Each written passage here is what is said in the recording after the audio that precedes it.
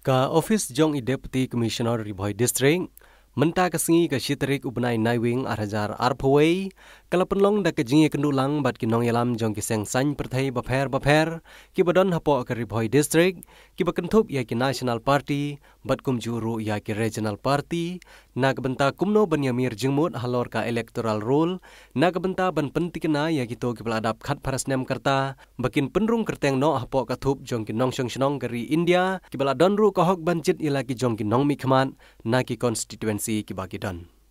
Ha kejuru kapor ban pentikena bat pensyai halor ke jing penmi thamai ya ki polling station ki bat thamai na kabenta ke jing suk jong ki pajba ha kapor ka bagi let thep vote.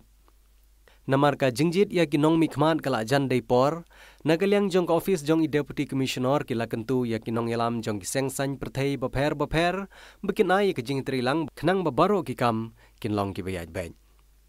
Hakane ke juk kesengi la ru ban penkuborom ya ki laingut ki klor na them Riboy ki bakentup ya kentiulin mau pnyang I bedi wei na ki samla kentei bala pau bah ki kamruai jong I nangta usamla Anthony Sim ubedi professional MMA fighter ubala ru ban ra ya ki khusnam jingjob ha ki babun ki ransan ya kora jong u bat kumjuru ya usamla Yaishan Dekhar ubedi wei na ki samla nong marethong ubala pau bah na them Riboy District.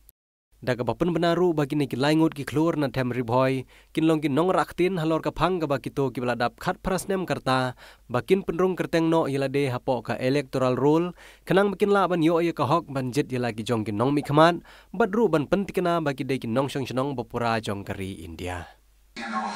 being voter ready so that I can express my freedom of choice. It's that simple. Sorry kena sama. Kadai kata Amram jong baro bantu itu ia de kumkinong tabot ang balade kata. Manundan ke efek dia long kumbasa ino sanin. Namar ba ke efek he ka prinsesya yani kumki basya manta hakajipnya jong kari. It's about national identity and being part of the collective voice of democracy. Never London, never that, but from that, and your vote. So no matter where you are or what you do, if you are an Indian and you are above 18, it's time to enroll. It's time to be voter ready. For various purposes, they require a citizen to meet the Balada Khatma, but he begin one checkmark and register it. But can you for something taman kadai for revision mo dan revision ka one purpose kan kanong itu ki lah shongkham showing ni lang ichno kin review dan kin wing kerteng na nang ni ki na showing district dan kiwan da way district wa shongkham mai kiwan chani so kata badan nang tan medan ru ka way ban ka ya kalau ba dalam kilo ki electric ki ba laklan mo ni habban wan ki bahaya ki de ban chakmar ha ni ko ban diri nak ki kerteng ki jong ki electoral roll kini kadi ban clean up mo so that we have a healthy electoral roll and also